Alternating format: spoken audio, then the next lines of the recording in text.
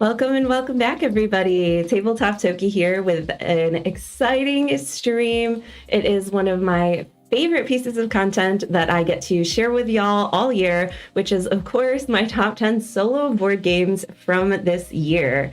It has been a crazy year. Just the other night, we were going through board game stats, how many games I played this year, some of my favorites, and I have to say that this list, although there are so many amazing games, gets harder and harder to make every year, especially trying to get unique games on here. So thank y'all if you're here live joining me tonight or whatever time of day it is, wherever you are. And thank you if you are watching this in the future after the stream. I'm really excited to share my top picks from 2024. So without further ado, game number 10 on this list is a familiar face. In fact, it's a game that I may or may not have shared on my very first list all the way back in 2021. However, this year there was a lot of new content that released for it. And looking through all the games I tried this year, I would feel not right about including this one on it because it is still one of my favorites, and that is Set a Watch, specifically the new standalone expansion called Forsaken Isles. If you're not familiar with Set a Watch, it's a game where you have 4 members of your party who are defending your camp. So you'll set one of your party members during each of the 8 rounds to defend the camp, manage it, make firewood, scout ahead, etc. And the other 3 will defend against an oncoming wave of different monsters. So this one is really cool. Solo, you do play with all 4 characters. Well, any player count, you always play with a party of 4 characters that have their own dice and abilities. And it makes for a really chunky experience. I really like the balance of sending one member to camp versus having the rest fending off those monsters. It kind of feels almost like a tower defense kind of game in some aspects where you just have those waves and waves and waves. So overall, I really loved this game when it first came out. I especially love some of the new updates since the original Set a Watch back in the day. They released Swords of the Coin, which added coins and merchants so you can get unique items. And that is also included in Forsaken Isles, which has a doom mechanic as well. So in addition to managing your fire level and your party's health, which is marked by the ability cards and then the fire in the center of your camp, you also have to watch out for doom accumulating. And overall, this is just a really cool game if you like dark high fantasy, if you like die rolling, card manipulation, hand management. And like I said, for solo, you do get to control all 4 characters with unique abilities. It just is such an immersive, fun experience.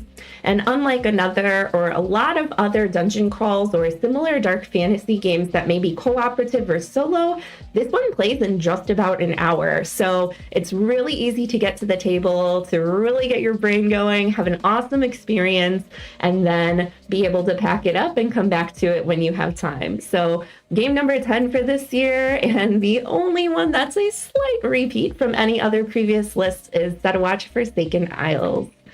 All right, thank you for those of you who are here and joining. Glad to see you from all over too.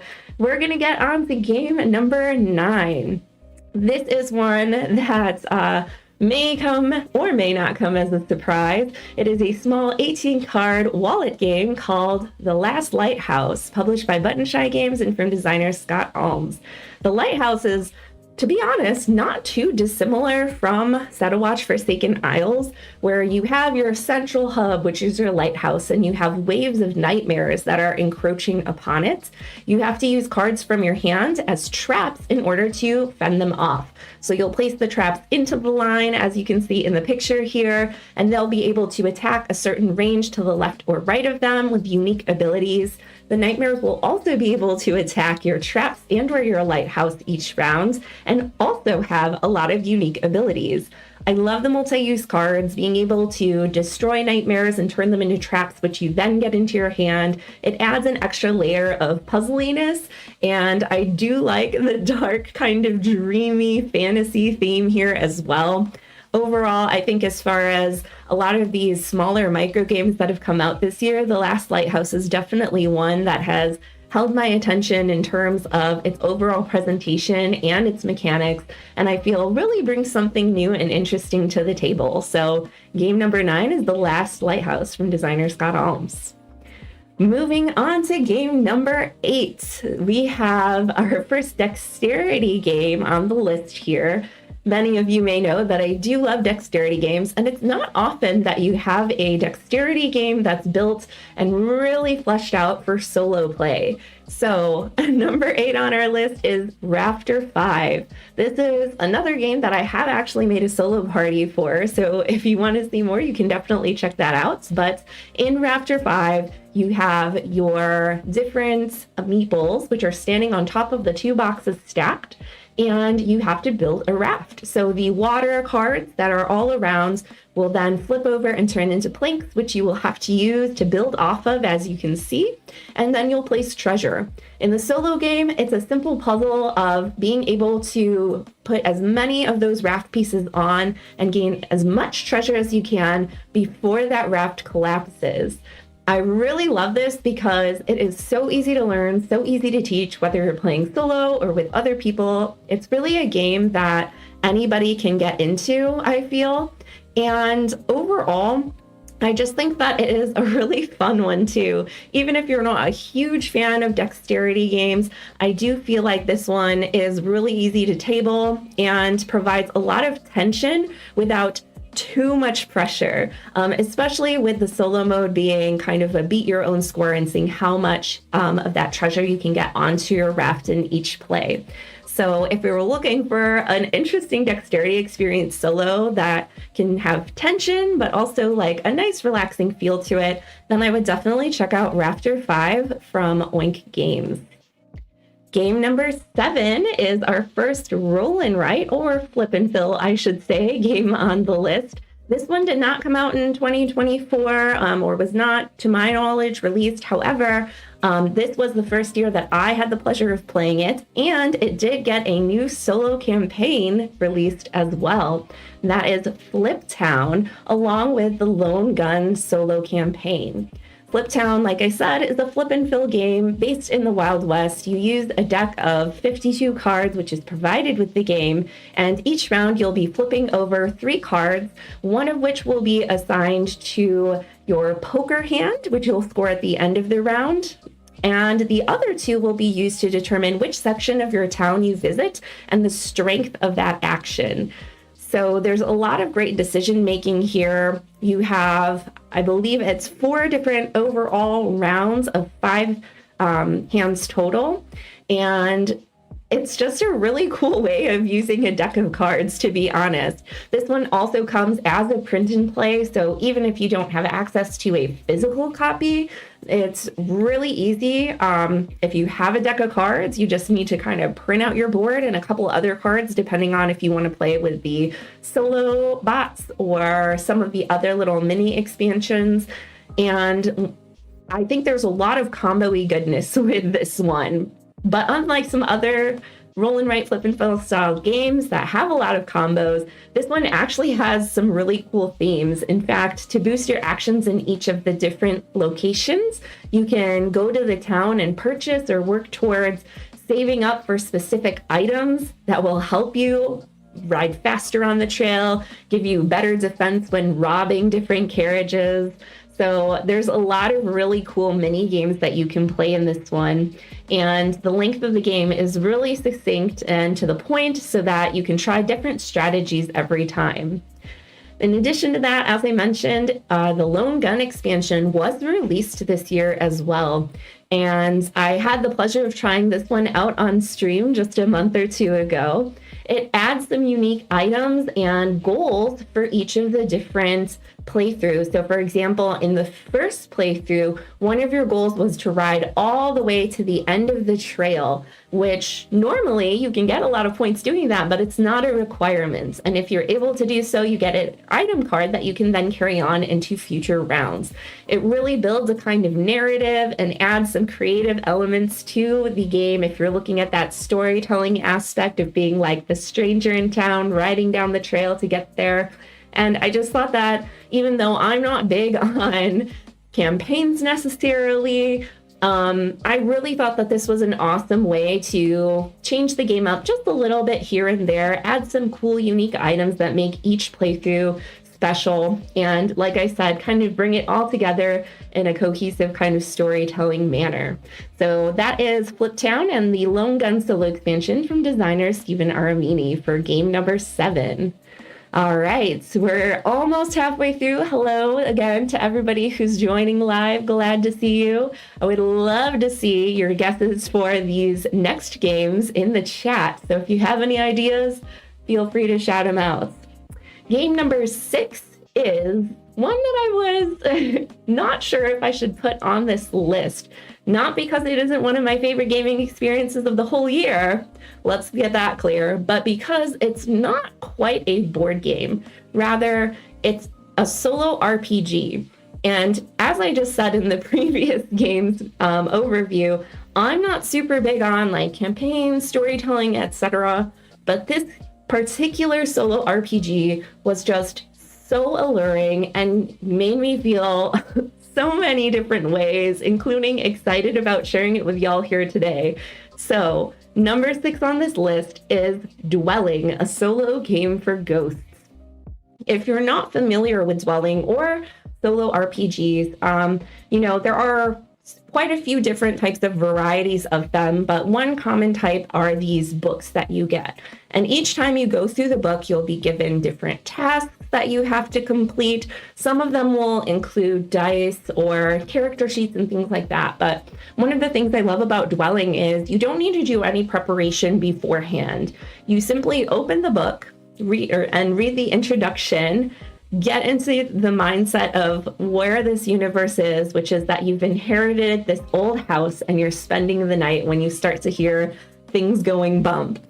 And I just thought that this is such a cool experience.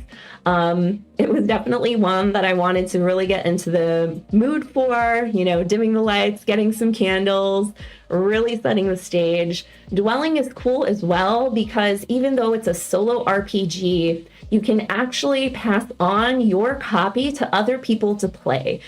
Because a big part of the mechanics of the game include writing and drawing. Whether you're writing directly on the pages of the book, drawing images of what you imagine and your interactions directly into the book, or sometimes you'll also have some scrap papers and different things that you can write notes on or leave little items within the pages of the book in different rooms and locations that other players can then go through and interact with and see on their journeys.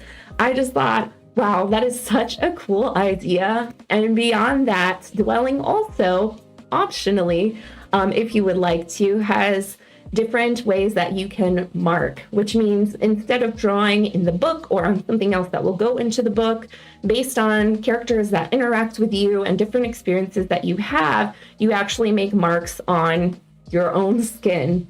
And it really just, I don't know, there's something about that really just draws you in. It's so hard not to get immersed. Even as someone, like I said, who's typically not super focused on storytelling in games.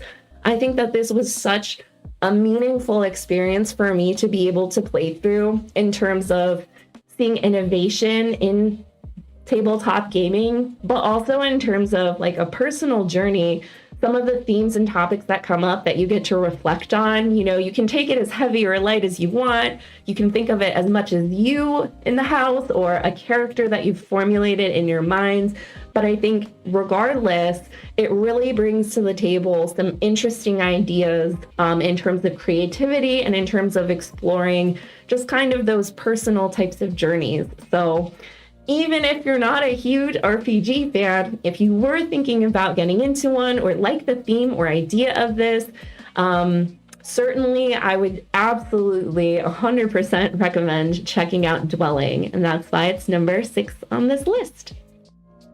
Number 5, getting down to it, is another roll and write game.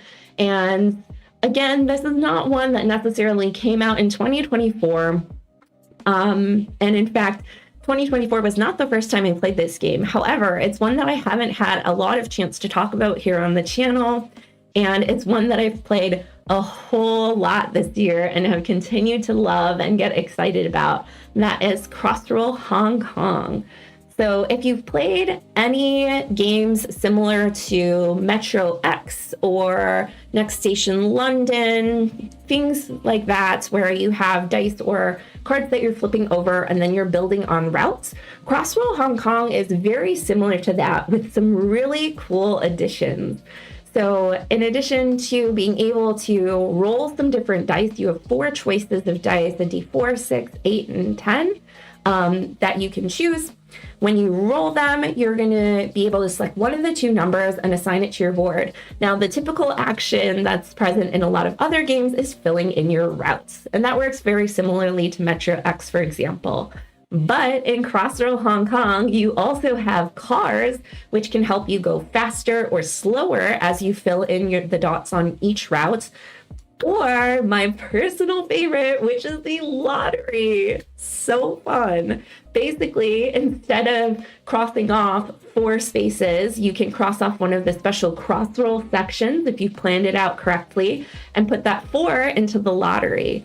So basically, anytime you or anybody else, depending on if you're playing with other people, it does play up to 4. Anytime a 4 is rolled moving forward, you get to mark off your lottery winnings onto the board. Like, how cool is that? It really feels like you're winning the lottery, especially if you put in a lot of lottery numbers and you get like a really sick chain that finishes off a route in a perfect way. It's just so spectacular. I can't help but, even when I'm alone playing this game, just like throw my hands up and celebrate and do a little dance, because it is just so fun. And I think that, there are a lot of games where I enjoy the thinkiness of the game or I enjoy the theme of the game, but it's hard to find games that really evoke that sense of excitement and just like pure joy. It's like, there are definitely some, but when I think of that,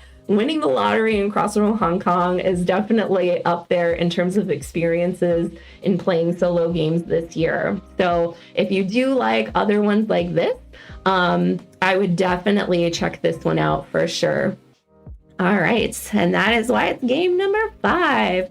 We're going to move on to 4. Oh, and I'm just going to touch up on the chat here real quick. Hey, Merry Christmas, Happy Holidays if you're celebrating. And I'm glad to hear that, it sounds like there's a lot of love for similar games. So we're going to continue on. There are quite a few more left here. This is going to be game number 4. So this is one that is a print and play game that was developed and released this year. Many of you may have tried it. I know there's quite a few fans of it over in our Discord server, but this is a small 18-card print and play game called Awaken the Ancients from designer Greg Jewell. So this is a solo game that includes Mancala aspects of it, which I grew up playing Mancala. I love Mancala. The idea of moving pieces around, trying to position them, getting little combos of certain pieces, I really love. And, there are so many solo games that I haven't tried, but I will say that Mancala is a mechanic that I wish was used more in solo games. So I was glad to see it here. Essentially, you have your different ancients that you're trying to awake by placing these energies on them, which are represented, or stones, by tokens of your choice, whether you're using discs, or on my playthrough, I had little cubes that I used. And once you're able to grab them, pick them up, and get the right configuration of tokens on an ancient, it will awaken, which seems like you're making progress. However, every time an ancient awakens, there will be certain energies or stones that they will absorb if those colors land on them again. So as you go through, the board gets tighter and tighter and tighter, and you may end up in a space where you have less and less and less stones. You also have the seers on either side that have certain one-time abilities that can help you mitigate some of those, like changing the direction of which way the stones go. Really, it's a very quick and to the point game. It plays super fast. It's one that every time I sit down and play it, I think like, oh my gosh, I just want to try one more time, one more time, one more time. It's just got that really snappy feel to it. And in addition to that, it does also have quite a few little mini expansions to try too. So if you like the concept and you're like, oh, I just wish there was a little more I could do versus just kind of this mostly kind of, I want to say a little bit abstract feeling game, then you can certainly check those out as well. They're all up on BGG, so definitely go support because Greg has done an awesome job with this one, and I'm very excited that I got to try it and play it this year. So that's game number 4, Awaken the Ancients. Okay, number 3 on this list is another one that was released this year, and it is a card game, just of a couple cards, and it is definitely what I was saying before about I just want to play one more time, one more time, one more time. It's got a high fantasy theme, and that is Gamma Guild from Goblin Hour Games. So this is a game where you have multi-use cards. You're going to lay them out so that you have all of your quests stacked with 4 quests face up. The rest of the cards will be your party members, and on the other side of the party members are perks. So each member will have a strength and a type of affinity, whether they are a strength-based character, dexterity, or intelligence. You're going to be assigning those guild members to the different quests in order to meet the challenges. Not only do you have to meet or exceed the number of the challenge, but a majority of your party members also have to match the quest type. So for example, if you look over here, there's like a 6 agility challenge, meaning you have to have your party members total up to 6 or more, and a majority of them have to have that green agility symbol. So if you want to see more in depth how that works, I do have a solo party video on this one up on the channel as well. But it's really cool because any of the party members that you don't send on quests, you can actually send to the perks center, where eventually once you have 3 guild members there, you can flip one over and keep it as a one-time perk that you can use in a future round. So it's got some really cool puzzliness, hand management, and like I said, it's straight and to the point where the rules are very low. A lot of the game and intricacy of it really comes in with the unique quests and the unique perks that you can get, and which one of those comes up in which order throughout your playthrough. So I think that this is just a really delicious one. Again, quick to learn, easy to get to the table, and definitely always makes me want to come back for more. So that is Gamma Guild from Goblin Hour Games. Number 2, drum roll please. This is a chunkier game. It is a push your luck deck building game. And if you've been around on the channel this year, this one may not come as a surprise to you, because especially when I first got it, I made a solo party video about it. I talked about it in the monthly recap. I've been raving about it all year over on Discord as well. And that is First in Flight from Genius Games. So as you may imagine, based on the title and what we see here, the game is about early pioneer adventures into aviation. So essentially you have your deck, which is going to represent your plane. And each plane will have things like glide, which will help you soar greater heights, pilots, which will help you gain experience, and then some flaws as well, because as y'all know, anytime you're inventing something, it's not going to be perfect the first time. Interestingly enough, anytime you upgrade your plane as well to get further glide, you'll get more of those unknown potential like failures and those red cards that will inhibit your flights and possibly damage your plane. So it's a really cool balancing game of every time you go up in the air, you're flipping over cards from your deck, deciding how far you want to push your luck before your plane might crash and burn, and making sure that you descend safely. Along the way, you'll also accumulate help from different investors, technological upgrades, which you can tap or use on some of your future flights, and different skills, which you can implement while flying.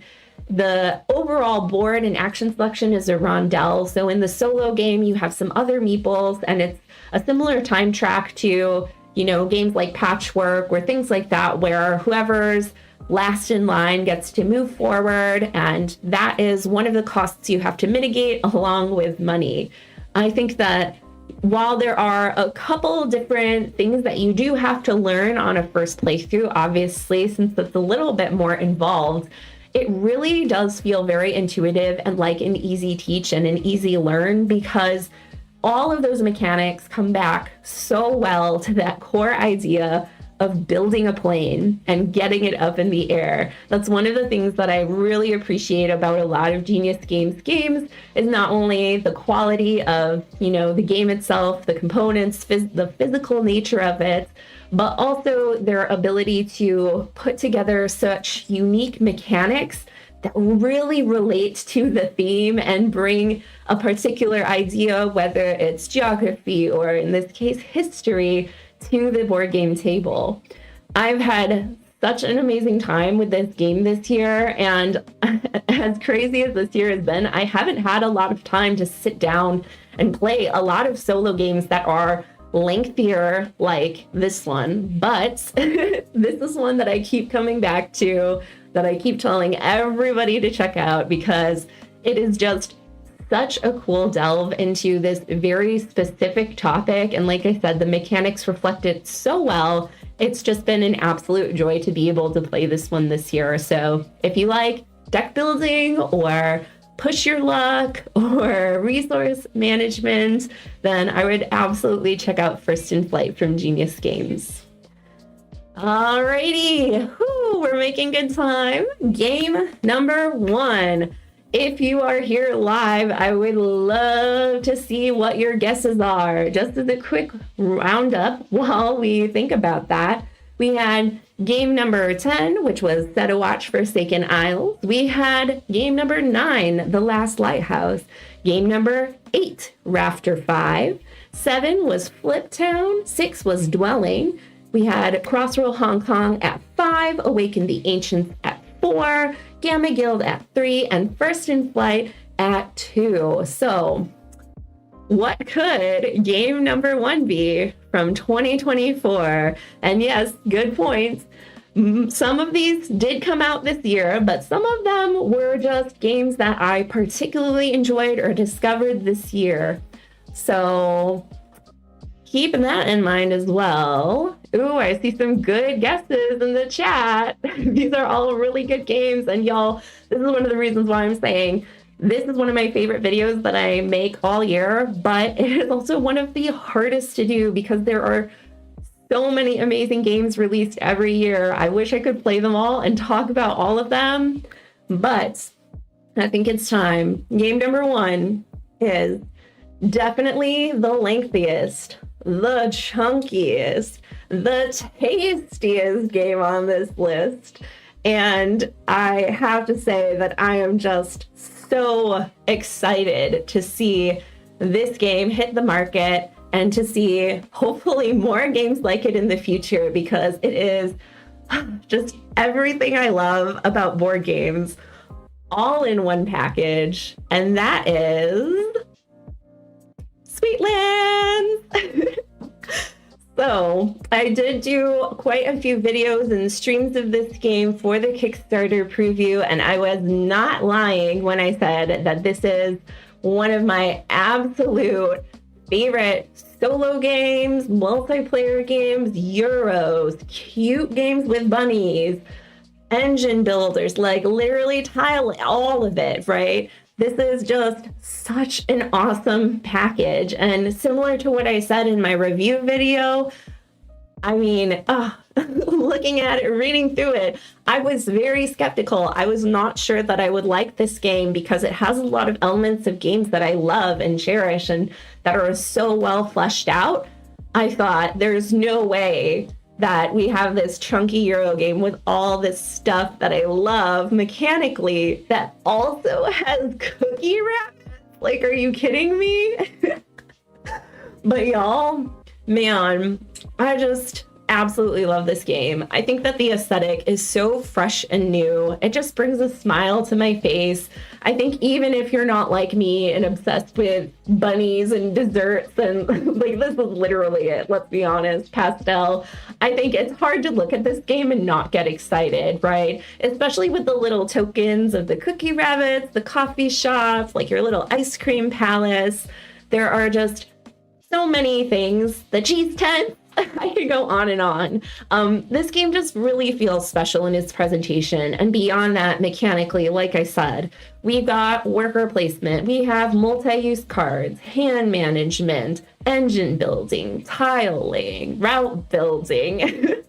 I like different tracks that you move up, end game scoring. I feel like I'm forgetting some. There's just so many cool things that you can do with this game. You're always tucking cards, tapping tiles, flipping stuff to get combos, to get other things, to move up on tracks, which gets you more like there's so much going on, but it all works together so well. I think there are a lot of games that are very chunky and convoluted that have a lot of thought to them. But I feel like for Sweetlands, it all makes sense in the context of expanding your city and getting those different resources. Even the resource management with the different cubes to, track your wood, etc. They take all of the things that could be cumbersome, like moving those around or keeping track of all your cards, and give you very concise, well laid out places to put those things and components to work with that just take all of the brain power that you might use in other games to be like, okay, wait, let me double check and redo the math. How many of these resources do I have? Which of these cards is for which engine? It's all laid out so well that the maintenance and upkeep part of that is really the furthest thing from my mind. I can really focus on the strategy here and what I want to do, which routes I want to go for, types of industries that I want to develop. And, if I want to focus on putting out buildings or developing land or feeding the cookie rabbits or certain end game scoring versus during the game, building those cities. I just think overall, this is a great one. Like I said, I made a full review video about it, as well as did a live stream solo playthrough. And for a chunky solo game, even though this one does take maybe 1-2 hours, depending on your play style, I think that for the amount of chunk, it is well worth it. I have so loved being able to play this one in 2024, and I am absolutely looking forward to playing it even more in 2025. The solo mode too, as I've said, is just so easy. At the beginning of the round, you just flip that card, put down a couple discs that block out some of those worker spaces, and then you're good to go for the rest of the round. Again, that upkeep, that maintenance is so streamlined and so simple that it really allows you to just think through your strategy and enjoy playing the game. So that's why Sweetlands is my #1 solo game of 2024. And that's about all the time we have for today. Thank you again, everybody who's here live. It means a lot to have your support. And thank you to everybody who's watching. If you don't mind, it would be really cool if you could click the like button and or share a comment about which games you've been enjoying. It really does help out the channel, not only in terms of clicks and views and getting this video out to more people who might love these games as much as I have, and hopefully you will, but it also helps to strengthen our community. There are already so many awesome suggestions in the chat of solo games that we've been enjoying together in 2024. So if you have any ideas of other games people may enjoy, please leave a comment. I would love to check them out. And I know that a lot of people in the community would as well. And that's one of the things that I love about these types of videos too, is that we all get to share some of our favorites and reflect on our year and see, what's what. So thank you again. If you're watching, now or in a timely manner and you're celebrating, happy holidays Everybody, be safe. And of course, as always, happy gaming. So thanks again so much for joining me, and I'll see you next time. Bye.